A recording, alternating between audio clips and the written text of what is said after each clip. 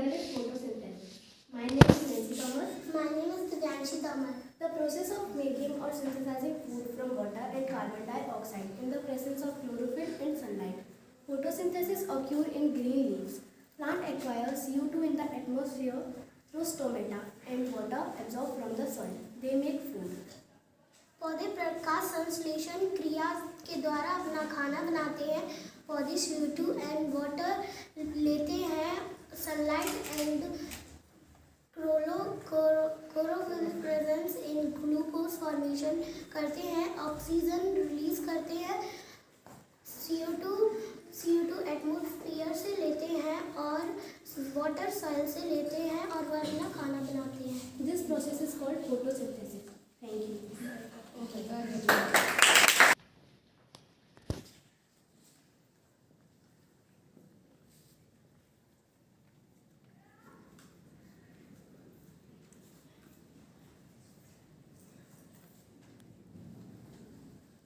My name is Jaya Tiwari.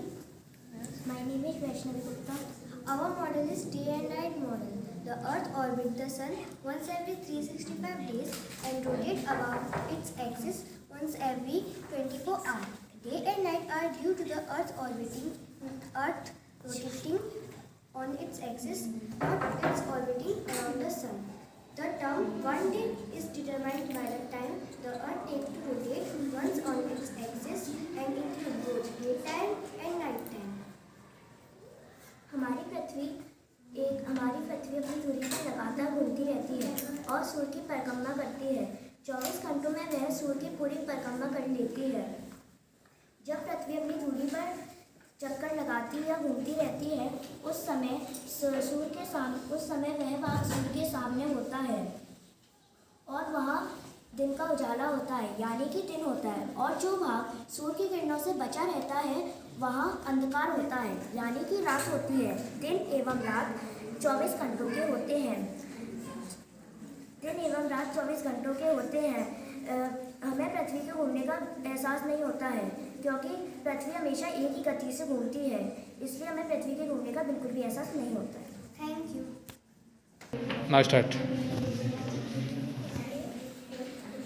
Good morning, sir and ma'am. Our model is global warming. I am Vaishnavi Tomar. I am Tanushka Tomar. I am Shivani Sharma. I am Chaya Gupta. I am Kiya Sharma.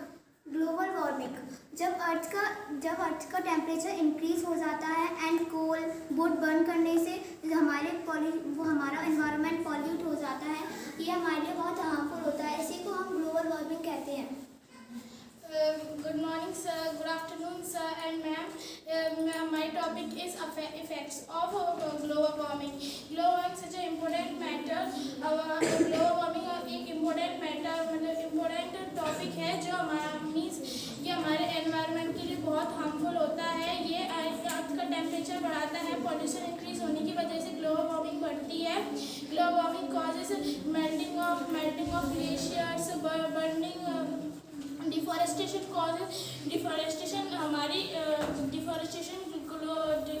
Global warming को बढ़ाता है.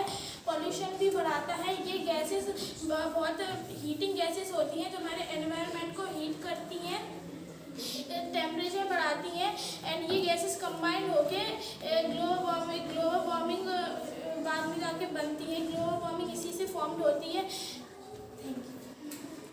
Two main reasons of global warming. First is fossil fuel and second is cutting of trees. Fossil fuel को जब हम बंद करते हैं या फिर फॉरेस्ट को हम कट करते हैं तो यह क्लाइमेट एंड अर्थ के टेम्परेचर को इफेक्ट करती है. इसी कारण ग्लोबल वार्मिंग बढ़ रही है. Thank you.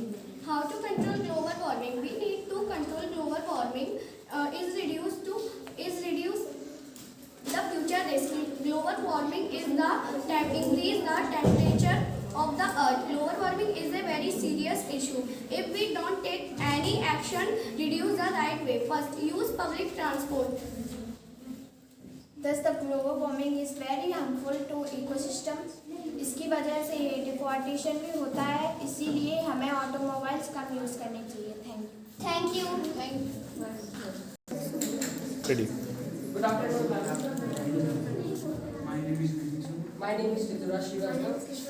And I am Krishna Kumar. I am Rohan. I am energy पर प्रोजेक्ट। इंटीग्रेटेड फार्मिंग सिस्टम आखिर है क्या? इंटीग्रेटेड फार्मिंग सिस्टम का मतलब होता है एकीकृत कृषि प्रणाली। इंटीग्रेटेड फार्मिंग सिस्टम एक ऐसा सिस्टम है जिसमें किसान एक ही फील्ड पे अलग अलग तरह की क्रॉप्स उगाने के साथ साथ एनिमल हस्बेंड्री मतलब पशुपालन, फिश फार्मिंग यानी कि मछली पालन और मुर्गी पालन जैसे कि हम लोग पोल्ट्री फार्मिंग कहते हैं, ये सारी चीज़ें वो एक ही फील्ड में करता है। जिससे फार्मर की इनकम डबल हो जाती है।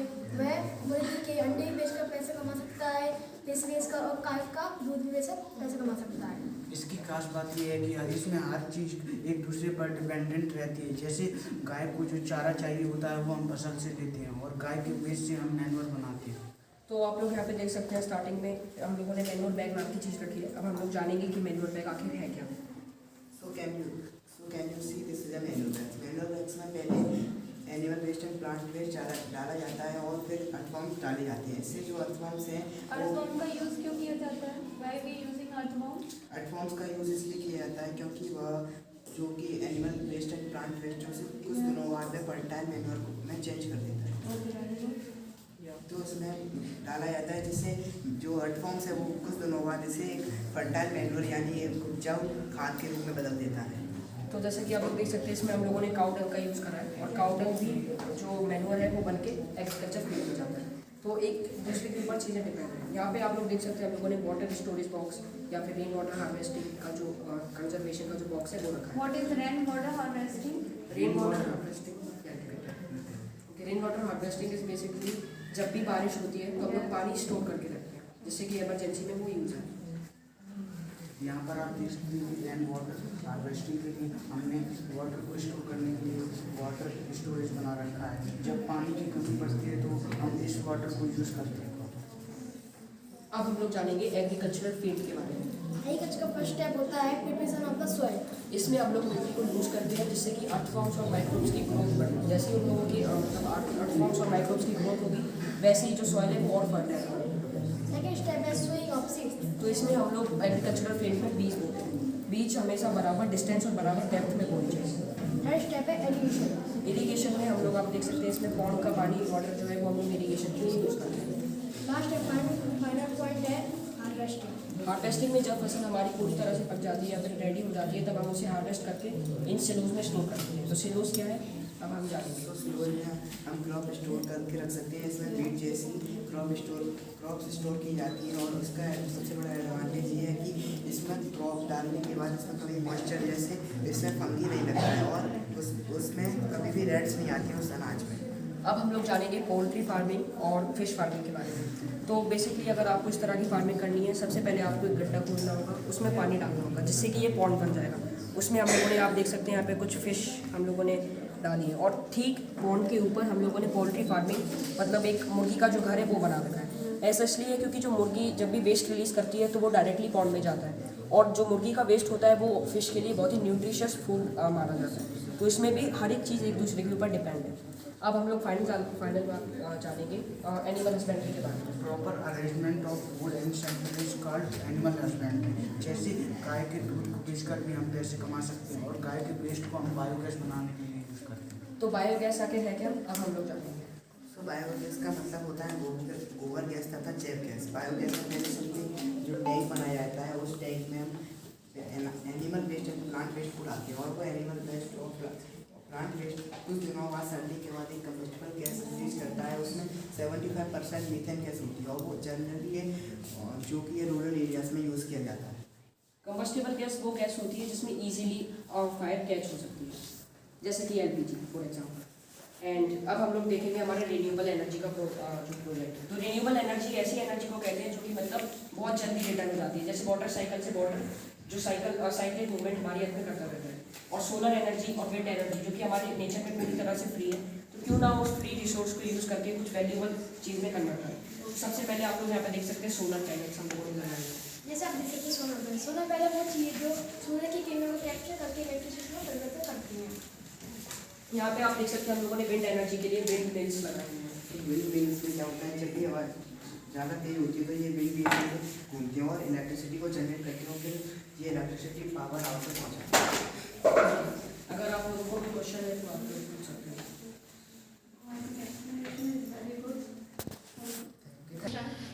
Good afternoon, ma'am. Good afternoon. I am Nandini from Nandika Jain.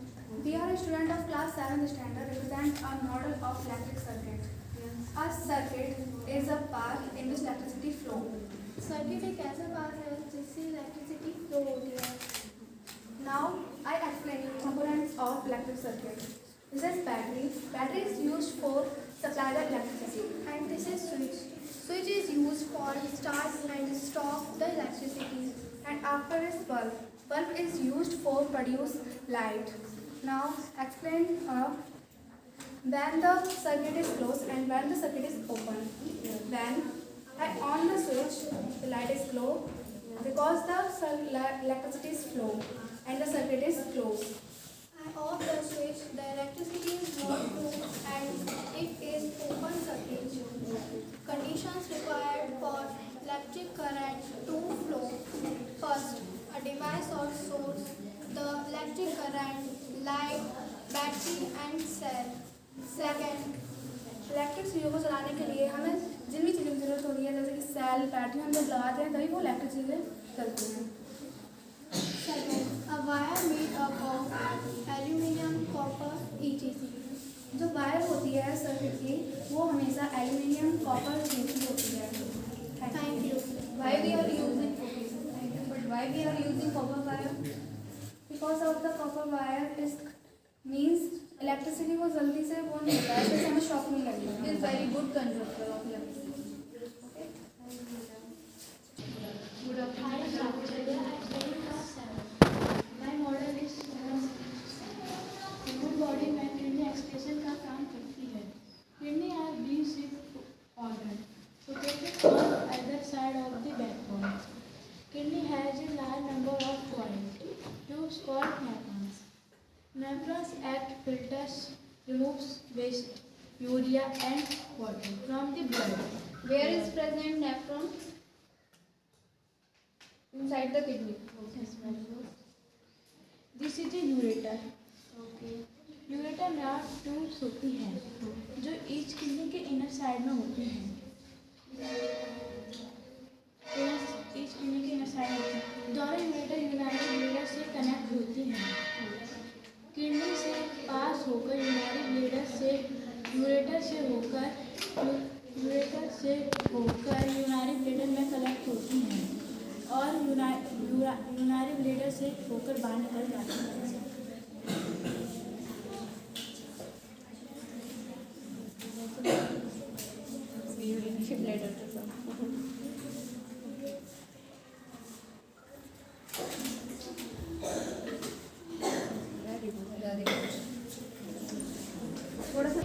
Good afternoon, ma'am. I am Arif. My name is Dilip Chauhan. And our model is braking mechanism. So we start. When we pull the rubber sheet, the balloon gets filled with air, and then when we leave the rubber sheet, the balloon gets deflected. जब हम rubber sheet को खींचते हैं तो गुब्बारे में हवा भर जाती है और जब हम छोड़ देते हैं तो गुब्बारे में से हवा निकल जाती है. And then again we pull the rubber sheet, the balloon gets expanded and the space is increased. जब हम रबर शीट को नीचे की ओर खींचते हैं तो बॉटल में जगह कम हो जाती है और वायु दबाव बढ़ जाता है. And then we leave the rubber sheet, the balloon gets decreased and the bottle has space decreased. जब हम इसको नीचे की ओर खींचते हैं तो गुब्बारे में बॉटल में जगह कम हो जाती है और वायु दबाव बढ़ जाता है. What is the conclusion?